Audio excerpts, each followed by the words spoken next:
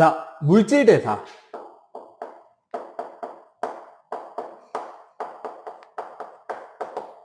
자, 기본적으로 우리가 물질 대사라고 하는 것은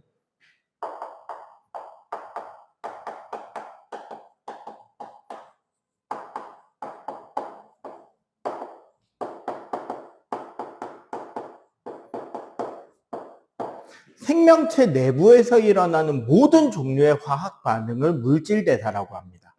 기본적으로 두 가지 조건이 있는데, 첫 번째, 효소라고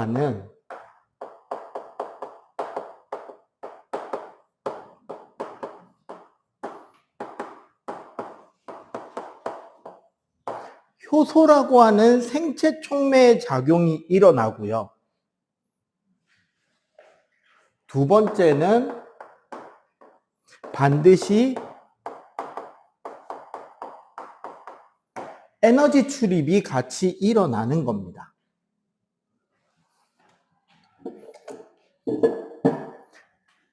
자, 그러면은 요 두 가지 관점에서 물질 대사를 정리해 볼 수 있는데, 순서를 바꾸자.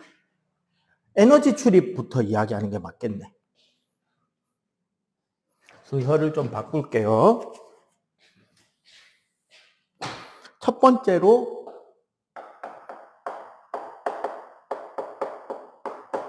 화학 반응을 통해서 우리가 이제 반응열이라고 중학교 3학년 과정에서 흡열 반응, 발열 반응 배우잖아요. 그거랑 연계된 에너지 출입이 일어납니다. 기본적으로 이 부분에서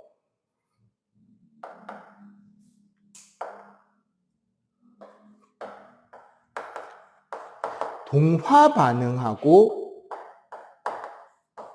이화 반응을 구별하게 돼요. 동화 반응이란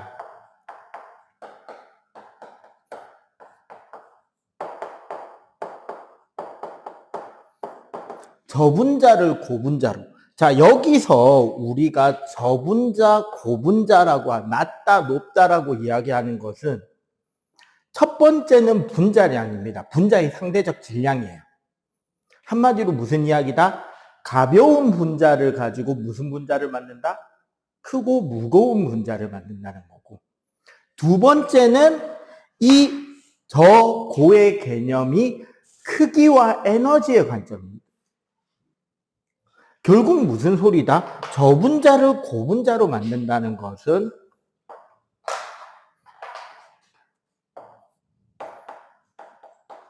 반응물이 가지고 있는 에너지보다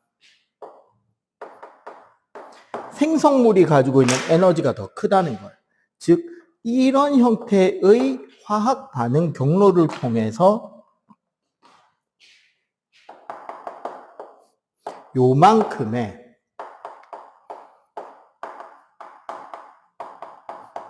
에너지 흡수가 일어나는 반응. 외부로부터 에너지를 흡수하면서 반응을 일으키고 그 토대로 고분자, 분자도 크고 에너지도 많이 가지고 있는 분자를 만들어내는 걸 우리는 동화라 그래요. 그러면 이 동화 반응의 예는 뭐가 있다? 가장 유명한 게 광합성. 물과 이산화탄소라고 하는 상대적으로 작고 가벼운 분자를 가지고 포도당이라고 하는 크고 에너지도 많이 포함되어 있는 분자를 만들어내잖아요. 그러면 광합성 비슷하게 또 이렇게 큰 분자를 만들어내는 게 있을까요? 사람 몸에서? 바로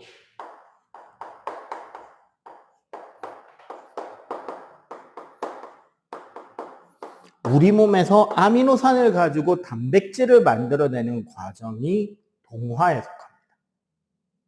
그러면 이화란 이거 반대로 가면 되는 거야. 이화라는 건 결국 그럼 뭐다? 고분자를 저분자로 쪼개는 과정. 그러면 당연히 에너지적 관점에서는 뭐가? 반응물의 에너지가 높고 생성물의 에너지가 낮을 거 아니야. 이 경우도 실제로는 이제 우리가 반응하는 형태는 요렇게 돌아서 내려가거든요. 자, 이 과정에서 결국은 뭐, 요 높이만큼의 에너지를 방출할 수 있게 되는 거. 방출하게 되는 반응이 이화 반응이에요. 그럼 이화 반응에 의해 광합성이 있으면 그 반대 반응은 여기에 속하겠죠. 뭐가 있을까? 광합성 반대. 우리 세포의 마이토콘드리아에서 일어나는 호흡이 있겠지? 포도당을 산소와 반응시키는 과정에서 뭐를 한다? 열을 내서 체온을 유지하게 하고 ATP라고 하는 생체 에너지 화폐를 만들어내죠. 그리고 여기에 단백질 합성이 있으니까 그 반대작용 하나만 이야기하면 될 거 아니야. 뭐가 있다? 우리 몸에서 일어나는 화학적 소화가 여기에 속합니다. 맞지? 음식물을 쪼개가지고 우리가 흡수할 수 있는 크기까지 줄이는 과정입니다. 이런 동화와 이화 과정을 통해서 생명체는 결국은 뭐다? 이 동화와 이화를 하는 이유는 뭘까요? 생명체 내부에서 에너지를 활용하기 위한 방법으로 동화와 이화를 일으키고 있다는 거. 자, 여기서 두 번째. 이 반응에서 두 번째가 바로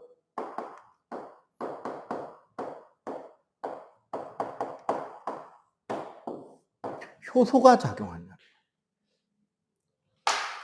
효소라는 것은 우리가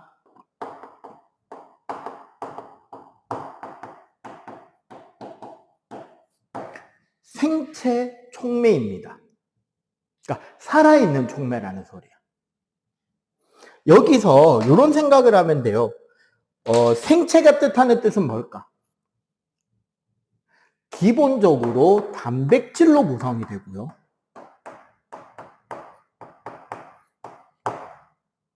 일종의 살아있는 세포라는 거예요. 이 단백질 구성이기 때문에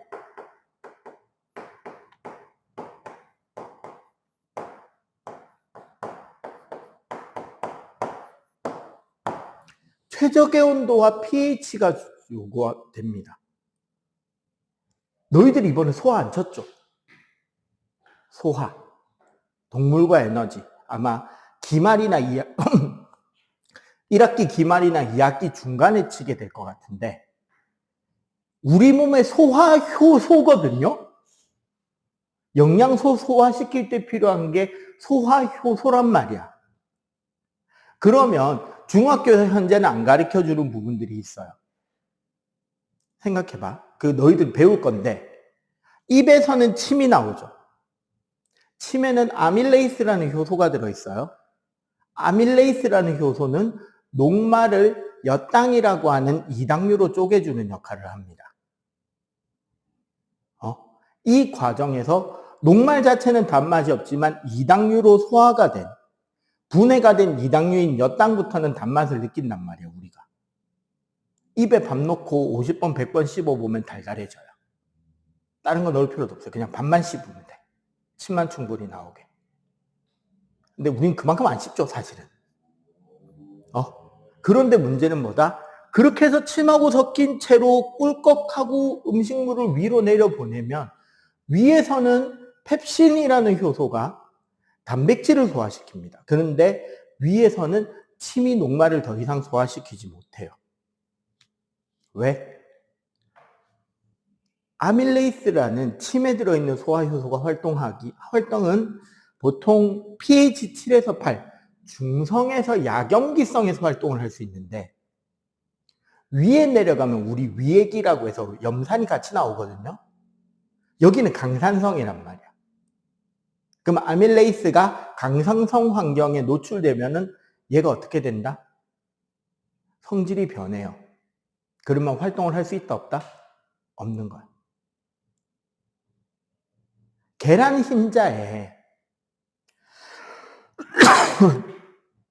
흰자에 식초 좀 넣고요, 올리브유 넣고요, 소금 좀 넣은 뒤에 막 섞으면 뭐가 되게?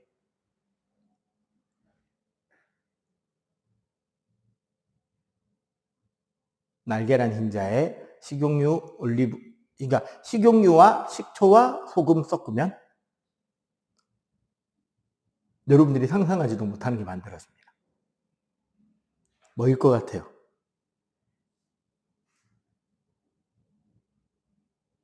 마요네즈예요. 계란 흰자가 단백질이잖아, 수분하고. 거기에 식초가 들어가면 단백질 구조가 바뀌어요. 그래서 성질이 바뀐단 말이에요. 예, 쉽게 말하면 변성이 돼서 굳어. 근데 그거를 오일하고 섞어주면서 유화시켜버리면 마요네즈가 나와. 거기에 이제 소금은 간 맞춘다고 나온 거. 흰자와 마요네즈는 성질이 전혀 다르잖아요. 그지? 그렇게 온도가 다르거나 pH가 다르면 일을 못해요. 효소들. 근데 문제는 뭐다? 우리 몸 안에서 일어나는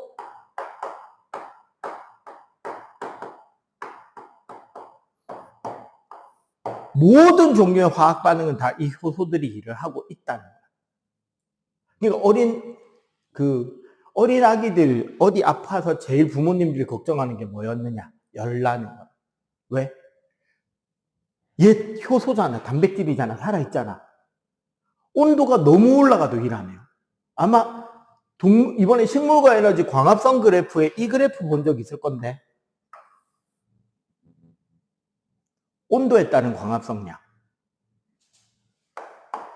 35에서 38도 사이는 활동이 활발한데 몇 도? 40도씨 이상에서는 갑자기 광합성을 못해요. 왜? 온도가 안 맞아서. 왜? 광합성 어디서 해요? 엽록체에 있는 엽록소에서 하잖아. 엽록소도 효소. 이해가 돼요? 응? 그래서 최적의 온도와 pH에서 활동을 한다는 특징이 있고요. 촉매의 역할은 기본적으로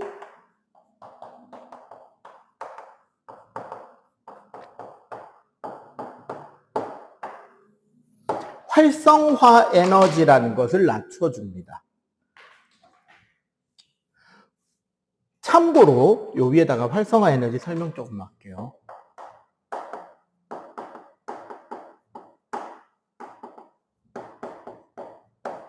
활성화 에너지란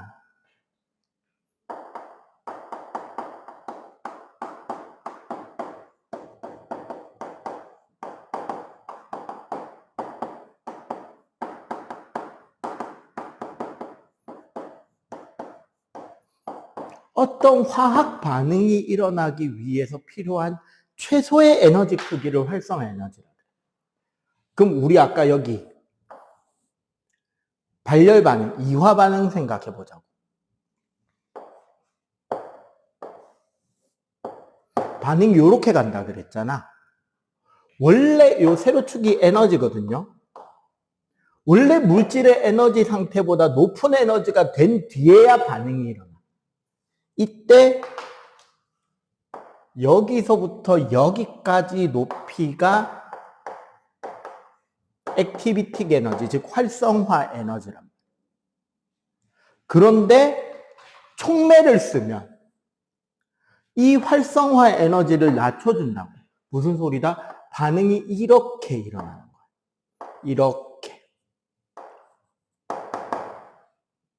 그러면은 저렇게 활성화 에너지라는 벽이 내려오면 반응은 더 빨리 일어날까요? 천천히 일어날까요? 일반적으로 더 쉽고 빠르게 일어나겠지.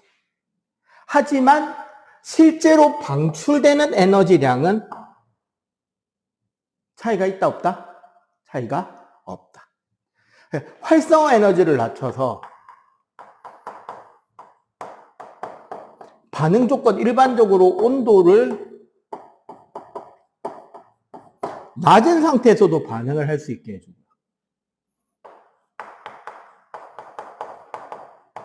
다단계 반응을 통해 효율을 높여줍니다. 특히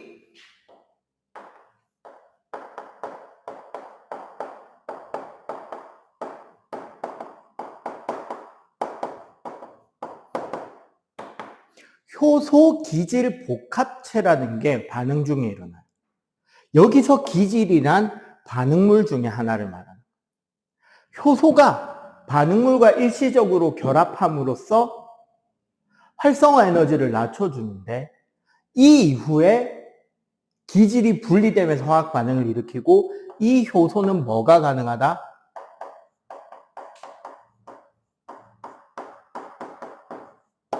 재사용이 가능해집니다. 그러면 효소의 양은 많을 필요가 있다 없다? 필요한 만큼만 있으면 되지 굳이 더 많을 필요는 없겠죠. 다시 쓸 수 있는 거니까. 응? 그리고 요거 보통 이제 되게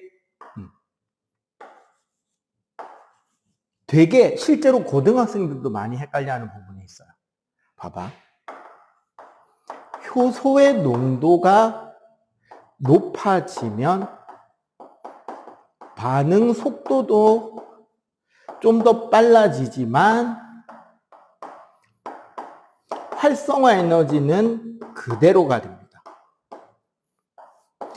효소가 들어가잖아. 존재하는 순간 활성화 에너지는 낮아져요.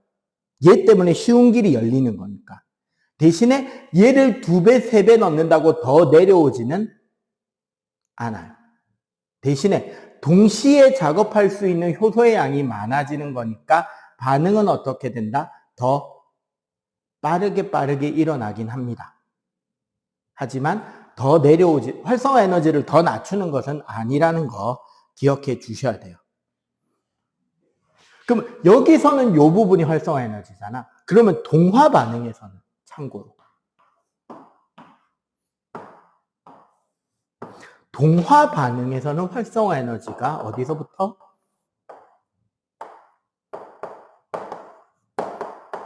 여기서부터인 거지. 반응물 에너지에서부터 반응 과정 중에 가장 많은 에너지를 필요하는 데까지. 그럼 이 경우도 효소를 쓰면 요만큼이라도 낮아지겠죠.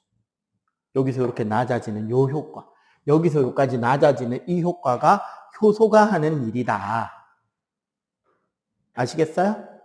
오케이? 오케이. 필기부터 합시다. 자, 여기 밑에 다른 거 아니고 효소와 생명활동. 결국 효소는 활성화 에너지를 낮춰서 이렇게 반응을 편하게 합니다. 특히 요 차이가 커요. 뭐냐면 연소하고 호흡의 에너지 변환 차이가 있어. 간단하게 말해서 우리 땅콩 같은 거 불 붙이면 불 붙잖아요. 볶은 땅콩 이런 거 불 붙이면 불 붙죠. 연소를 통한 에너지 방출은 한 단계로 바로 방출이 돼. 그렇기 때문에 실제로 반응 과정에서 빛과 열로 방출되는 에너지가 매우 크단 말이야. 아까 여기서 이야기했죠. 효율을 높여준다. 호흡을 통한 에너지 방출을 하면 반응 에너지 방출 단계 자체를 이렇게 여러 단계로 조절을 합니다. 그래서 우리 체온 영역에서 반응 컨트롤이 가능한 거예요. 연소는 보통 800도 이상의 온도가 필요하잖아. 그지? 그래서 우리 몸 안에서 일어나는 모든 반응은 이 효소들이 작용하고, 그래서 아주 손쉽고 간단하게 낮은 에너지로 에너지를 낮게 유지한다는 것은 다른 곳에 영향을 많이 안 미치고도 반응이 잘 일어난다는 소리야. 그래서 이런 효소의 기능을 활용하는 게 일단 우리 식품, 우리나라의 자랑이죠. 각종 발효식품들이 많지. 우리나라만 있는 건 아니긴 합니다. 유럽의 치즈도 발효식품이고,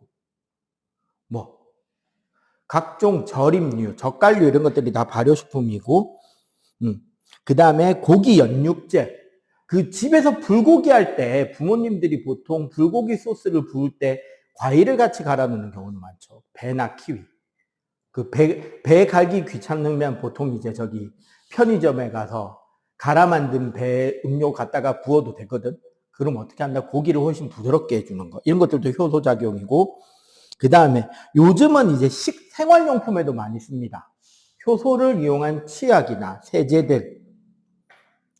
그 다음에 각종 검사지나 약품에도 쓰고 산업에도 쓰고 환경에도 쓰입니다. 특히 그 과학 자율 탐구, 과학 탐구 이런 것들 뭐 방학 때나 아니면 수행평가나 이렇게 해서 특히 이제 5월 달이 과학의 달 되고 하면 행사들이 많잖아. 자율 탐구 과제나 이런 거에서 사실 전국급 입상 자료들 찾아보면 효소를 활용해 가지고 어떤 녹을 찌든 때나 이런 것들을 분해해서 벗겨주는 그런 세제를 개발한다던가 꽤나 많은 실험 보고서나 이런 것들이 있거든요. 따라해서 만들면 효과가 잘 나고 은근히 꾸준히 입상이 잘 뜨는 부분이기도 합니다. 공부를 좀 해가지고 그런 일 참여할 일이 있으면 한 번쯤 참여해 보는 것도 되게 괜찮아요. 오케이? 자, 이렇게 해서 다양하게 쓰고 있다. 그런 이야기가 나옵니다. 자, 한 바닥 넘어가서 98쪽, 99쪽에 있는 문제들 빨리 좀 한번 풀어보세요. 효소에서 중요한 거 하나 빼먹었습니다. 쏘리.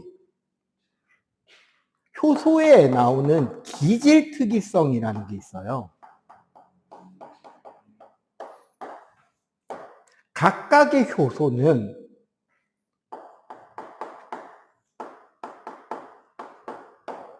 한 종류 기질만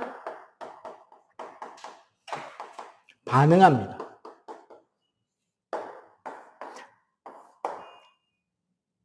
재사용이 되는 부분 있잖아요. 아까 여기. 재사용이 되는 것과 함께 연결을 하면 결국 사람 몸 안에는, 생명의 몸 안에는 효소는 대단히 많은 종류가 각각 조금씩 있어야 된다는 소리지. 이런 거예요. 되게 단순한 거야. 우리 영양소를 소화하는 소화효소가 되게 여러 가지 있거든요.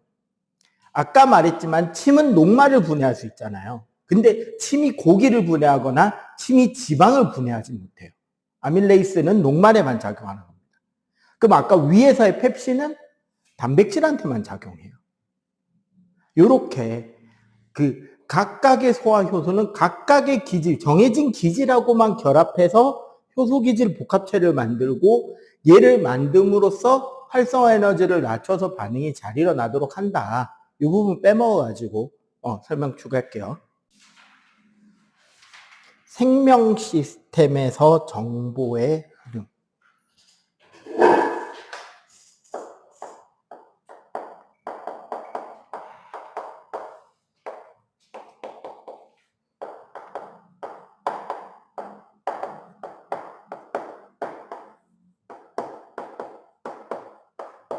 자, 결국 유전자에 대한 수업입니다. 자, 보통 우리가 이제 유전자 이야기를 하면 제일 많이 헷갈리는 게 염색체와 유전자, DNA, 관련되는 것들이 되게 많은데 도대체 누가 더 큰 단위고 누가 더 작은 단위인가가 헷갈린단 말이야. 그래서 정확하게 정리를 해둘 필요가 있어요. 이 수업이 이제 통합과학 1권, 그러니까 고등학교 1학년 1학기 마지막 내용입니다. 다음 주부터 이권 들고 오는 거라요. 기본적으로 우리 세포에 있는 핵이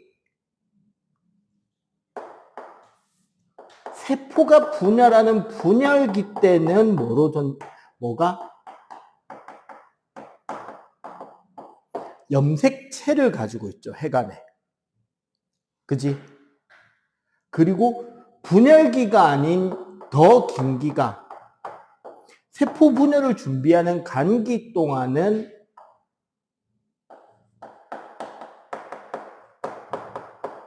염색사라고 하는 실의 형태로 핵 안에 풀려 있고요. 얘네들이 세포 분열기가 되면 핵막이 없어지기 때문에 염색체 단위별로 응축돼서 보통 우리가 이제 요런 그림을 자주 그리지. 요렇게 생긴 염색체를 그리잖아. 근데 사실 여기에는 보면은 요렇게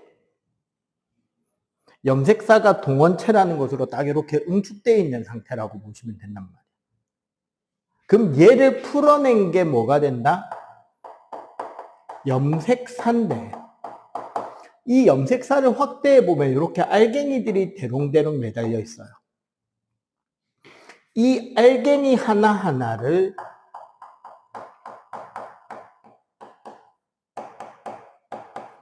뉴클레오좀이라고 그러는데요. 사실 이 뉴클레오좀은 DNA라고 하는 녀석과 단백질로 이루어져 있습니다. 이제 히스톤 단백질이라고도 하는데, 확대를 해보면 이 단백질에 DNA 사슬이 이렇게 빙빙빙 감고 해서 알갱이들이 매달려 있는 거야. 이 사슬이 뭐다? DNA. 그래서 여기서 DNA만 딱 뽑아보면 우리가 흔히 말하는 DNA 구조. 이중 나선 사다리죠. 여기 꼬여있는 사다리 모양으로 생긴 게 DNA이고, 이 DNA에는 하나의 DNA 안에 어디서부터 어디가 유전자 A, 어디서부터 어디는 유전자 B, 요렇게 들어있어요. 그리고 이 DNA를 구성하는 가장 기본이 되는 단위체,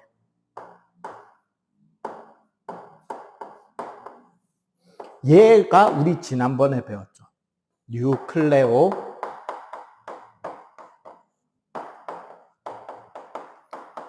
타이드라 그래서 인산 장 염기로 구성되는 단위체가 만들어진다. 그지? 기억하나? 기억 안 나? 저 앞에서 배웠는데, 옛날에 유전자하고 배울 때, 생명체를 구성하는 물질 배울 때 요 뉴클레오타이드는 배웠습니다. 이때 DNA니까 요 당이 디옥시 리보스일 거고, 여기에 염기에 들어갈 수 있는 게 아데닌, 타이민, 구아닌, 사이토신이다. 이렇게 돼 있었고, 얘가 인산기. 이런 구조로 되어 있는 물질이었다라는 거죠. 따지고 보면, 그리고 이 유전자를 가지고 DNA에 있는 거니까 이 유전자 정보가 3염기 조합이라고 부릅니다.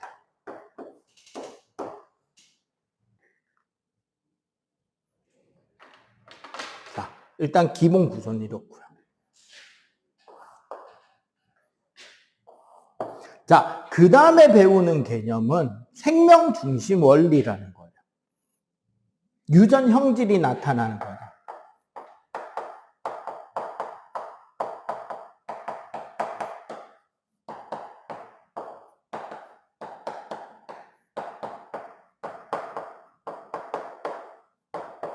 자, 형질의 발현이라 그래서 어떻게 그 형질이 만들어지느냐입니다. 자, 주변의 친구들을 보면은 선크림 안 바르고 다녀도 안 타는 애들이 있고, 선크림 정말 열심히 바르는 것 같은데 체육 시간 한 번만 하고 들어오면 얼굴 까매지는 애들 있지. 그죠? 유독 얼굴이 하얀 애들, 피부가 하얀 애들 있고, 유독 까만 애들 있잖아. 그게 유전적 형질이거든요. 그 사람이 가지고 있는 유전적 특성. 그게 나타나는 거를 형질의 발현이라 그러는데, 기본적으로 우리 DNA가 하는 일은 유전 정보의 저장과 복사예요. 세포 분열을 통해서 계속 DNA에 있는 그 형질을 복사하고 있는 거지. 그리고 단백질, 즉 우리가 예를 들어 검은색 피부를 가진 사람이다. 그러면은 멜라닌이라는 색소가 그 사람에게 얼마나 많이 생겨져 있느냐가 관건이거든요. 예, 그 사람의 피부가 검은지 흰지에 대한 정보가 맨 처음에 핵안에 있는 DNA가 가지고 있어요. 정확하게는 그 사람이 멜라닌 색소를 만드는 효소를 많이 가져야 되는 사람이냐 작게 가져야 되는 사람이냐를 결정하고 있는 거야, 얘는. 그럼 이 형질을 우리가 전사라는 과정을 통해서 누가 받아간다? RNA가 받아가고. 요 전사가 일어나는 데까지가 핵이에요. 그럼 RNA는 핵에서 세포질에서 라이보솜으로 가는데,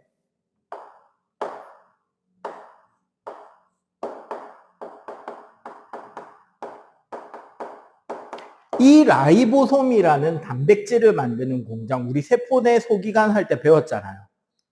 이 라이보솜에서는 RNA가 가져온 정보를 번역합니다. 이 번역이라는 과정은 뭐냐? 라이보솜에 RNA가 가져온 유전 정보대로 뭐가 들어간다? 아미노산이 들어와서 뭐가 나오게 된다? 단백질을 찍어내게 된다는 거죠. DNA는 쉽게 말하면 설계도 원본이니까 밖으로 돌아다니면 돼요, 안 돼요? 잃어버리면 큰일 나니까 안 되겠지. 그러니까 라이보솜에게 전달해주는 정보는 RNA라는 녀석을 통해서 전달을 해주게 됩니다. 그럼 이제 만약에 그 사람의 피부가 검은 편이다. DNA가 정보를 주는 거야. 이 사람은 멜라닌 합성 효소가 좀 많아도 돼요. 그러면 RNA는 그걸 들고 라이보솜에 가는 거야. 야, 합성 효소 많이 만들랜다 하고 설계도를 주는 거죠. 그럼 라이보솜은 뭐를 한다? 멜라닌 색소를 합성하는 효소 단백질을 많이 생산해 두는 거야. 그럼 그 사람은 멜라닌 색소를 생산할 수 있는 공장이 여러 개가 생긴 거죠. 그러면 그 사람 몸에는 멜라닌 색소가 양이 많아지겠지. 그걸 많이 가지고 있는 사람은, 멜라닌 색소가 많은 사람은 햇볕 조금만 받으면 색소가 활성화돼서 얼굴이 까맣게 타는 거야. 그럼 반대인 유전자도 있겠지. 피부 흰지발. 그 사람은 RNA 정보를, 야, 멜라닌 색소 조금만 만들래라고 정보를 넘겨주는 거지. 그럼 그 정보를 가진 RNA는 라이보솜한테, 야, 멜라닌 합성 효소 조금만 만들래. 조금만 만들고 놀아도 돼. 라고 시키겠지. 그러면 그 사람 몸에는 멜라닌 색소를 합성하는 효소의 양이 적고, 그러면 멜라닌 색소도 양이 당연히 적을 수밖에 없고, 그럼 햇볕에 놀아도 많이 탄다, 적게 탄다? 적게 타는 거예요. 그리고 아예 없는 질병도 있는 거죠, 유전적으로. 그 우리가 영물이라고 부르는 동물들 있잖아. 백호, 흰색 호랑이, 백사, 흰뱀, 그 다음에 또 뭐 있냐? 흰색 까마귀, 흰색 비둘기. 이걸 알비노라 그래요. 유전적으로 오류가 나서, 유전적 질병으로 멜라닌 색소 자체가 없는 거야. 몸 안에. 사람은 그럼 어떻게 될까요? 멜라닌 색소가 없어지면? 피부가 하얘져요, 완전히. 흑인인데 알비노 걸린 사람도 있어요. 흰 피부의 흑인이 돼요. 백인보다 더 하얘져. 근데 그 사람은 머리카락도 안 검해요. 머리카락 우리 검은색도 멜라닌이거든. 눈동자도 거의 파란색에 가깝게 돼요. 그 개들, 특히 뭐 말라뮤트나 이런 거 보면 오드아이 있죠. 개나 고양이에 눈 파란 애들. 그게 알비노거든. 눈도 그렇게 되는 거야. 피부도 하얗게. 좋은 건지 안 좋은 건지 모르겠습니다. 사람은 요새 미국이나 이런 데 패션쇼나 그런 거에 그 증상을 가진 사람들이 또 모델로 각광받는 거예요. 왜? 완전히 이질적으로 보이는 사람이. 옷만 확 튈 거 아니야. 요런 것들이 이 유전 형질이 만들어지는 거죠. 자, 그래서 우리가 요런 전달이 되는데, 아까 말했듯이 요 내용을 여기다가 좀 봐볼게요. DNA가 가지고 있는 유전자를 3염기 조합이라 그래요. 왜냐하면 우리 단백질 만드는 아미노산이 몇 가지 있다 그랬게.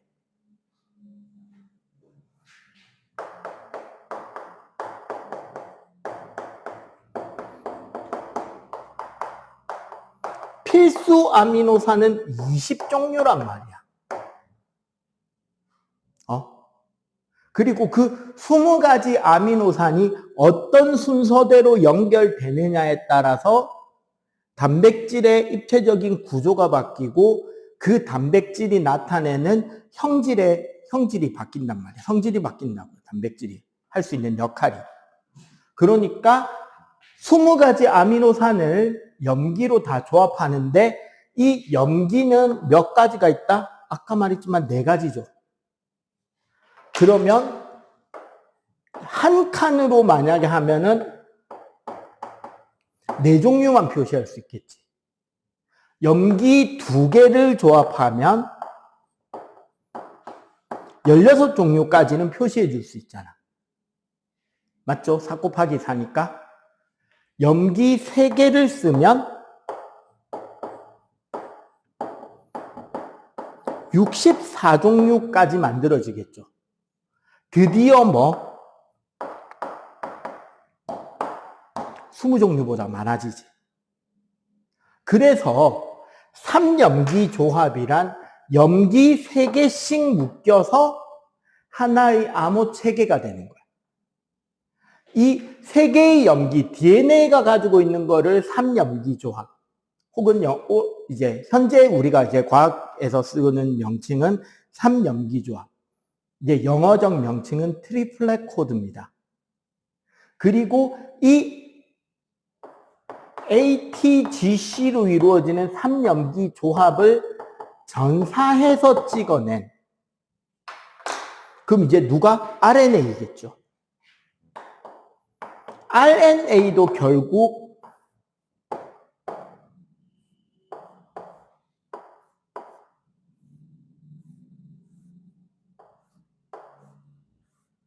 세 칸짜리의 암호 체계가 만들어지겠지.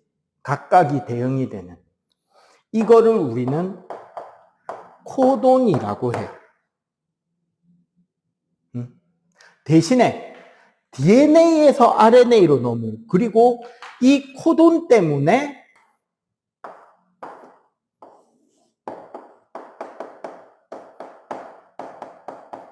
아미노산 하나가 지정이 되는 거예요.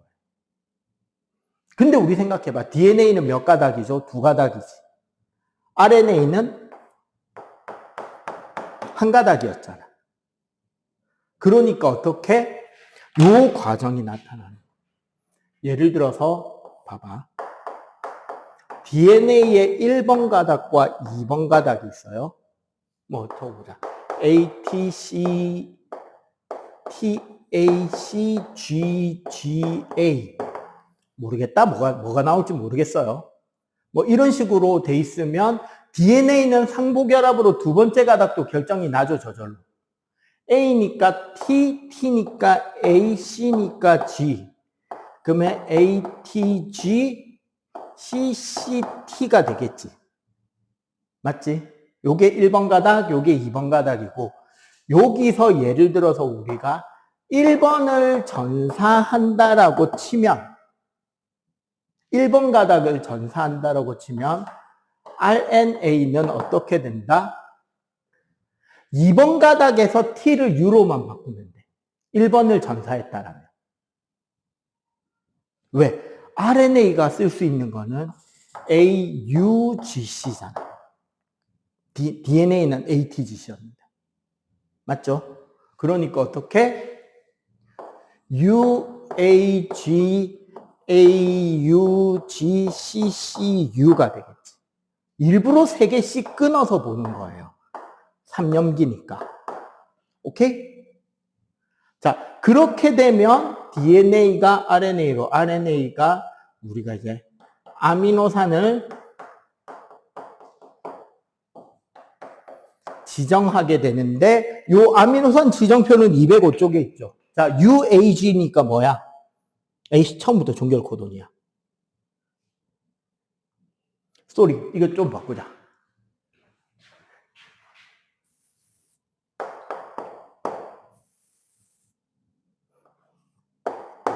요거 두 개만 좀 바꿀게요. 왜냐면 이게 처음부터 종결 코돈이 나오면 그러니까.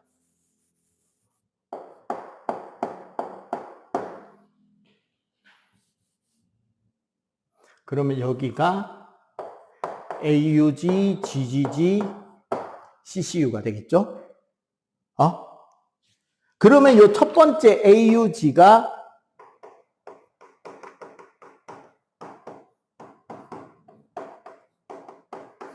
메사이오닌, 게시코돈이라고 무조건 시작은 여기서 출발해야 돼요. 게시코돈에서부터. 아, 얘부터 읽으라는 소리구나를 표시해 주는 곳이야. 게시코돈이란. 그 다음에 GGG니까 GGGGGG 글라이신이네.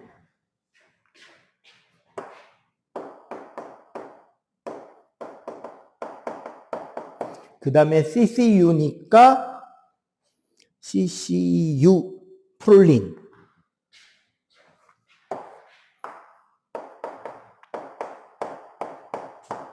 막 이렇게 가다가 아까 선생님 잘못 넣은 거 종결 코돈이 딱 되면 여기까지 싹둑. 메사이오닌에서 시작해서 종결 코돈까지 싹둑하면 아미노산이 한 10개, 20개가 쭉 연결될 거 아니야. 얘가 단백질 하나가 되는 거야. 효소 하나가 되는 거야. 이런 식으로 번역을 해서 만들어내게 되는 거예요. 그러면 우리가 유전적으로 오류가 나서 실제로 유전병이 되는 경우 안 되는 경우도 알 수 있는 거야. 다음 바닥, 일단 요거 필기해 봐봐. 다음 바닥 설명 넘어가기 전에. 설명이 나오는데 206쪽 보면 세포 해간에서 결국은 DNA 두 가닥이 연결되어 있는 거. 여기도 이제 상보적 결합으로 딱 정해진 짝들이 있잖아. 이 두 가닥 간격을 넓히고 그 중에 한 가닥에 상보결합으로 RNA를 찍는 거지. 상보결합이란 뭐 A는 T나 U. 그러면 T면 당연히 A. C면 G, G면 C가 되는 거죠. 딱 요 짝하고만 연결이 되니까. 그렇게 해서 DNA가 가지고 있는 3염기 조합, RNA가 가지고 있는 코돈, 그리고 3염기 조합을 전사해서 코돈이 나오고 코돈에서 아미노산을 지정해서 메사이오닌, 글라이신, 프롤린 이런 식으로 이제 아미노산이 연결이 돼서 쭉 나간다. 요게 이제 우리가 말하는 전사와 번역에 대한 상보적 결합이고 중요한 건 뭐냐? 이 유전 체계가 현재 지구상에는 모든 생물이 거의 다 동일하게 적용을 받습니다. 그건 무엇을 뜻한다? 이 암호 체계가 모든 동물, 식물 상관없이 똑같다라는 말은 지구상의 모든 생명체는 하나 혹은 극소수의 생명체들이 진화되면서 각 종이 분화가 되고 현재까지 발전해 왔다는 거죠. 공통의 조상을 지닌다라고 보는 거예요. 자, 그래서 이게 문제가 되면 유전병이 생깁니다. 유전자 이상. 우리가 이제 유전병은 크게 두 가지로 나눈단 말이야. 앞부분만 좀 지워서 설명하자.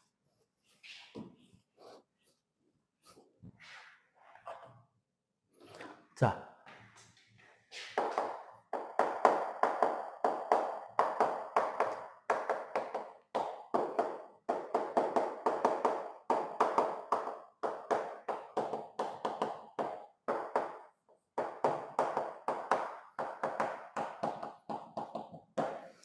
유전과 관련된 질병은 크게 두 가지입니다. 염색체 이상과 유전자 이상이에요.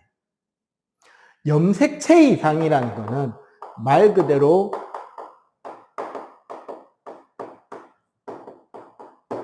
첫 번째 문제는 염색체 개수가 맞지 않을 때가 생겨요. 그 중학교 3학년 과정의 생물 파트 보면 체세포 분열, 감수 분열 이런 거 배우잖아요. 특히 감수 분열 때 원래는 1분열에서 상동염색체가 이가염색체에서 상동염색체가 분리가 되고 2분열에서 염색 분체끼리 분리가 되는데 이가염색체에서 상동염색체 분리가 안 일어나게 되면서 양쪽의 생식세포의 염색체 개수가 잘못 들어가는 케이스들이 있어. 가장 대표적인 질병이 다운증후군. 사람의 경우 21번 염색체가 3개가 돼서 나타나는 병. 보통 이제 초등학교 때는 아마 보통 일반 초등학교에 간혹 섞여 있기도 하기 때문에 보통 발달장애가 오죠. 지능이 좀 많이 떨어지고 눈과 눈 사이 간격 유독 좀 멀고 되게 그 중에서 나름 똑똑해야 한 대여섯 살 정도의 지능 아니면 초등학교 한 저학년 지능 그 이상 발달이 되지 못하고 대신에 성격은 되게 착하고 힘도 좀 세고 요게 이제 21번 염색체 개수 문제. 그다음에 뭐 성염색체 개수가 문제가 돼가지고 남성과 여성을 같이 둘 다 가지고 태어나거나 여성형으로 태어나는 것 같은데 제대로 발달이 안 되는 케이스도 있고 이런 거는 개수 이상이니까 염색체 검사를 해보면 바로 보이겠죠. 혹은 염색체의 모양의 이상이 올 때도 있어요. 염색사가 응축돼서 염색체가 만들어질 때 있잖아. 한쪽으로 DNA가 쏠리거나 순서가 뒤집히거나 유전자 위치가 바뀌거나 해서 문제가 생기는 염색체 형태의 이상이 오는 경우를 우리는 염색체 이상이라 그래요. 이거는 우리가 뭐를 보면은 염색체를 관측하면 바로 볼 수 있죠. 이거를 우리는 획형 분석이라고 해요.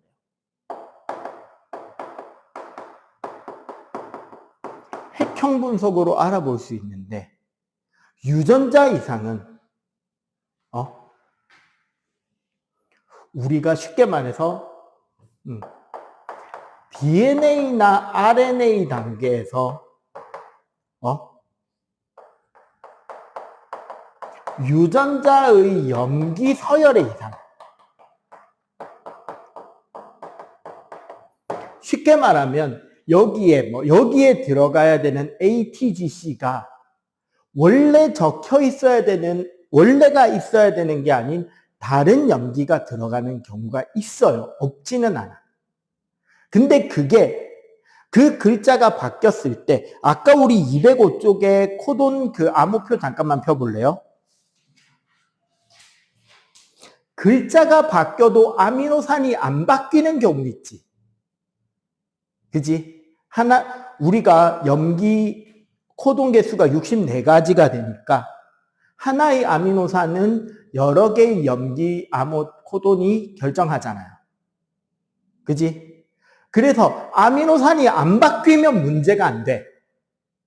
근데 코돈 하나가 바뀌면서 아미노산이 바뀌는 경우가 있어요. 유전자 염기 서열 이상이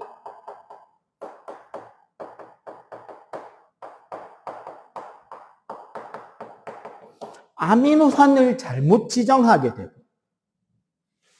그렇게 되면 단백질의 입체 구조의 이상을 가져오면서 기능에 문제가 생깁니다. 가장 대표적인 게 지금 밑에 나오는 거예요.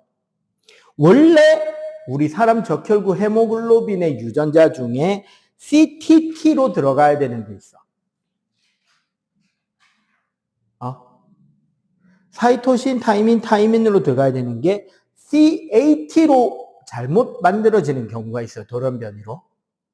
그러면 RNA가 GAA가 돼야 되는데 GUA가 돼버리지. 차이가 생겼죠? 그래서 글루탐산 자리에 발린이라는 전혀 다른 아미노산이 들어가 버립니다. 그럼 원래 우리 제대로 된 헤모글로빈, 그 커피칩에 컵홀더 4개짜리 이렇게 공간이 있는 그 헤모글로빈으로 만들어지는 적혈구가 우리가 알고 있는 정상 적혈구인데, 요 아미노산 하나의 차이로 헤모글로빈이 저렇게 연결돼서 길쭉하게 줄을 서버려요. 구조적으로 엉켜서. 그러면 적혈구 모양이 이렇게 초승달 모양처럼 남모양 적혈구 빈혈증이라는 그 유전적 빈혈증에 걸립니다. 이제 저 빈혈증의 문제는 산소 운반 능력이 엄청 떨어지고요. 헤모글로빈 구조가 바뀌었으니까. 그리고 저 남모양으로 생긴 저 적혈구들이 보통 모세혈관이나 그런 데 엉키면서 혈류를 막아버리는 문제가 생길 수도 있어요. 그럼 뭐 뇌졸중이나 우리가 이제 풍이라 그러죠. 중풍. 신체 일부 마비가 오거나 이런 문제가 생기기도 하는데, 근데 저 질병은 되게 특이한 영향도 있습니다. 나중에 우리가 2학기 가면 다시 이 병 이름이 나올 거예요. 뭐가 있냐면 말라리아라는 병이 있어요. 보통 이제 동남아나 아프리카에서 걸리는 말라리아 모기라는 모기를 매개로 해서 동물에서 동물로, 사람에서 사람으로도 옮겨지는 병입니다. 보통 한 3일에서 보름 정도 열이 39도 이상으로 들쭉날쭉 하다가 안정화돼서 낫는 경우도 있고, 근데 이 병은 특이하게 내성이 생기지 않고 오히려 더 위험해지는 게, 2번째 걸리면 치사율이 확 뛰어요. 첫 번째 한 번은 보통은 큰 문제 없이 열만 좀 나고 낫는데, 그걸 한번 겪은 사람이 한 번 더 걸리면 치사율이 막 몇십 %씩 올라갑니다. 대단히 위험한 병이고, 그런 병인데, 남모양 적혈구 빈혈증을 가진 사람은 말라리아에 안 걸려요. 왠지는 모르지만. 그래서 아프리카, 중앙아프리카 밀림지대에 가면 저 남모양 적혈구 빈혈증 유전자를 가지고 있는 빈도수가 타 지역보다 20% 이상 많습니다. 그건 결국 무슨 소리냐? 그 빈혈증을 가진 사람이 거기가 살기 좋다고 가서 살고 있는 게 아니라, 그 지역에는 말라리아라는 매우 위험한 병이 있으니까 정상인들이 말라리아에 걸려서 많이 죽겠죠. 근데 그 남모양 적혈구 빈혈증 유전자를 가진 사람은 아침에 일어날 때 빈혈이 좀 오긴 하지만, 말라리아 모기한테 물린다고 말라리아에 걸린다 안 걸린다? 안 걸리니까 살아남겠지. 일종의 적응인 거죠. 환경에 대한. 그지? 그래서 그 지역에는 그 유전자를 가진 사람이 타 지역보다 훨씬 더 많이 살아남아 있다. 이런 것들이 나타나는 병입니다.